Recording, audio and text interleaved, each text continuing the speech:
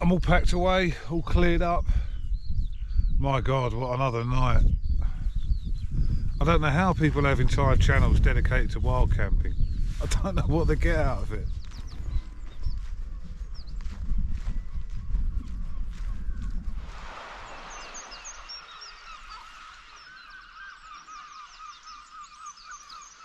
Ladram Bay back there is a beautiful part of the coastline. Sadly ruined by the static caravan park. It looks like quite a nice caravan park to take the kids to. It's, but I just don't like static caravan parks. The sort of place we used to holiday in as kids. I'm nothing against them, but it's just they're an eyesore in what is a really beautiful little bay. You seem to see more of that. I don't know if I'm just thinking this way. It does seem to feel like there's more of that down the south coast of Devon than there is in other parts I've seen around the coast. Obviously you see a few, but they've passed quite a few of those little holiday parks now. They're quite handy actually if you're a hiker, because they have laundrettes in them and shops and bars and restaurants.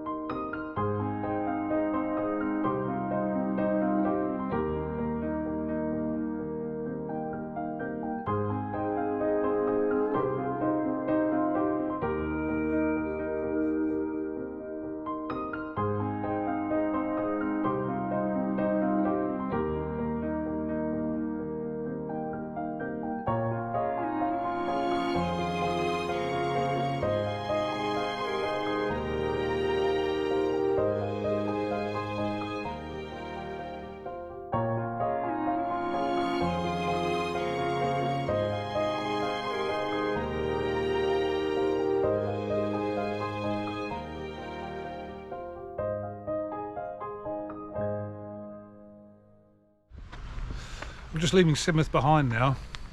There's some red houses over my shoulder there. That's one of the houses we used to rent when we came down the playground opposite. It was where my son learnt to swing on a swing, and we couldn't get him off the bloody thing for hours. Wouldn't come in for dinner, just disappear off into the front. There's some great memories coming back walking through Sidmouth. Not much was open. It's 8 o'clock now and I'm just leaving. But Costa Coffee was open, so I stopped there for a cheese and toasted cheese sandwich and a cup of tea for breakfast. Tesco's is right at the top of the high street, so I got some lunch and plenty of drinks there, because I think it could be 7 or 8 miles now till I can get any more drinks. So I think there's a cafe about 7 miles ahead, but it looks like there's a lot of tough walking between here and there.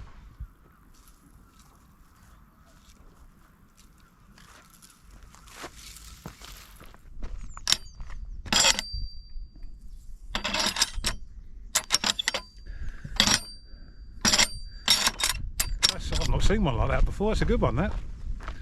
That walk up the hill out Sidmouth, that is tough. You walk up the roads and then into a field and you think, this is alright, it's a nice gentle one like the previous two. But then you get to the tree line and that's when it's just real steep steps up. That one's hard work, but I know the next one is almost straight away. We're just coming up on the next one now. It's Salterton.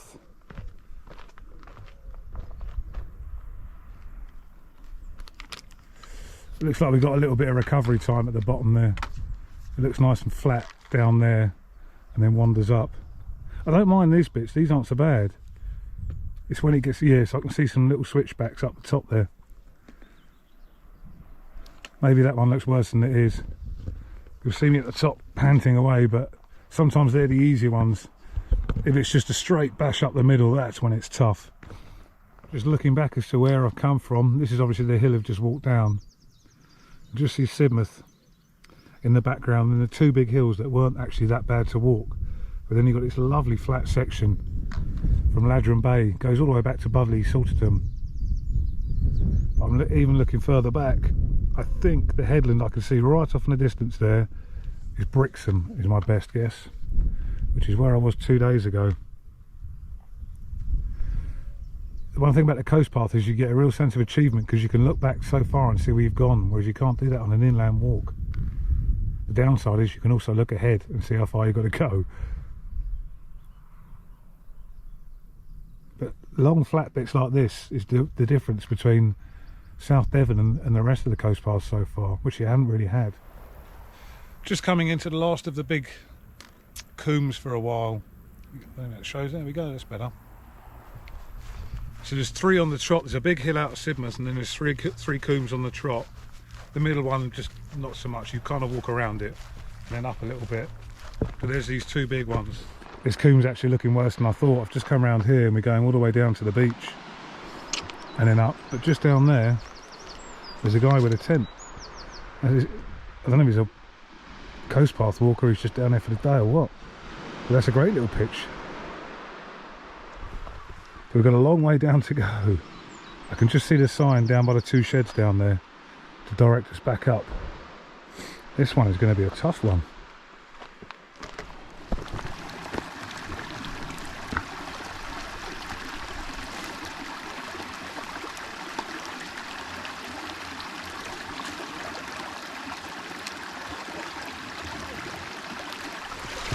I can't believe how lucky I've been getting with the weather on this trail. It's another warm day. I think rain's forecast tomorrow for about 1, but I should be in about a 4-mile woodland walk from Lyme Regis when that happens, so it'll be kept off me anyway. Okay, it's another scorcher of a day, no breeze to keep me cool. But look at what we got to get up now. I'm going to get all the way back up there again. Just coming down now to Branscombe mouth, about a quarter of a mile away. Branscombe is off to my left. You don't actually go into Branscombe, but I don't think there's anything there anyway. I've marked down that Branscombe mouth has a cafe down there, so hopefully so. I'm going to have a bite to eat down there and a cup of tea and rest up for a bit, because it looks like there is another big climb out of Branscombe mouth. We're on a mid-cliff walk from Branscombe Bay. You can see the cliffs above me there. I don't know, at some point we've got to get up that high. But it's about 1.25 miles, I think it said, to Beer. Could be a really steep bit at the top, because that's high up. This is a really strange little section, this mid-cliff walk from Branscombe Bay.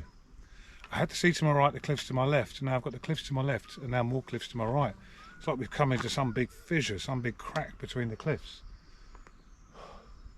It's a little bit like walking into the what's that film, The Land Before Time or something like that, the dinosaur one. It's an intimidating rock face to have above you, but I just can't see where this is going to come out at the moment. How are we getting up there from here? I have faith I am actually on the right path, but it's a very strange little bit of walk, this one. I'm certain this is the right path because the map does say it's a mid-cliff walk around the rocks. But I couldn't imagine walking for an hour this way and then finding I've gone wrong and I've got to go back. It is only 1.25 miles or something to Beer, so it shouldn't be too long before we have to start climbing up somewhere. Yeah, it's a tough walk out of that valley there. It's a fairly easy mid-cliff walk, and then you get to some steps, and that's where it gets really tough up the steps and up a dirt path. But once you get to the top, you can see behind me it all just flattens out lovely. Just got a first view of Salterton ahead there, where I'm staying for the night, but at the moment we're heading towards the town of Beer.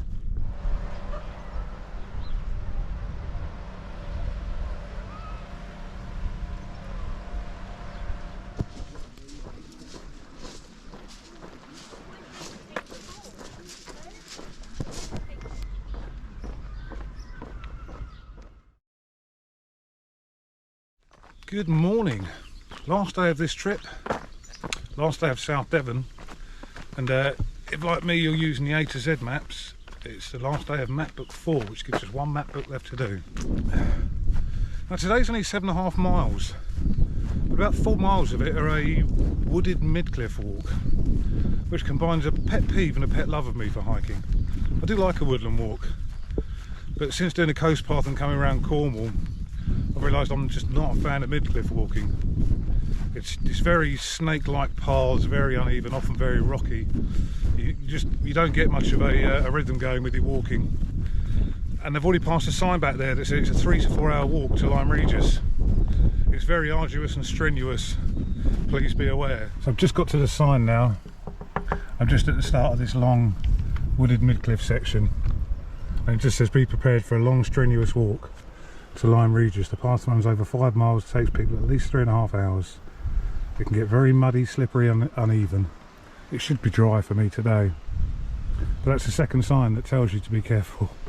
It's a hard walk, so let's see.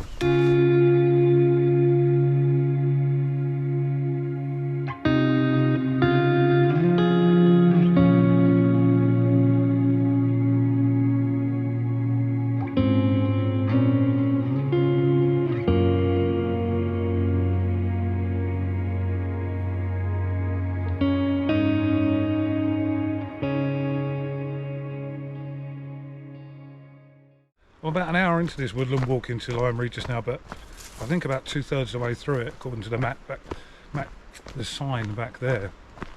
They've come into a lovely, nice wide area back there, and it almost looks a bit prehistoric. With all these beautiful ferns all around, a valley off to the right and cliffs off to the left. We're almost expecting a T-Rex to come poking its head out the side. So yes, you get these signs every now and then telling you where you are. I'd say we're probably actually nearly 3/4 of the way through.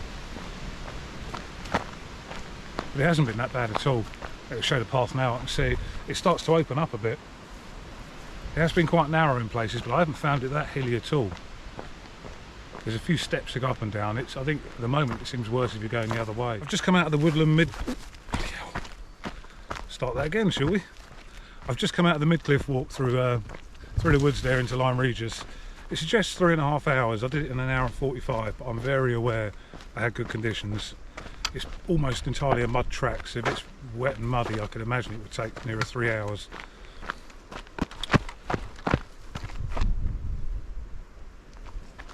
Tired legs, but it wasn't that bad at all. I actually quite enjoyed it. I think if you don't like woodland walking, you're not going to enjoy that bit much. But I thought it was quite good fun. So a mile left to go, that means for this trip, not including the skipping the bit around the Avon and the estuary and the taxi, that's still about 130 miles walked in 6 days. I say 6 days because Saturday was a half day and this morning's a half day, so it looks like I'm going to finish at just about 12:30. I think I started at about 1 in the afternoon, 1:30 when I got to Plymouth, so we'll call it 6 days. But I think that's more testament to get through the gate. I think that's more testament just to how easy South Devon has been to walk. There's only been 3 or 4 difficult mornings, and the rest has been on the whole easy going. I really enjoyed it. So let's get to Lyme Regis and have a cup of tea. Try and clean myself up before I get back on the train.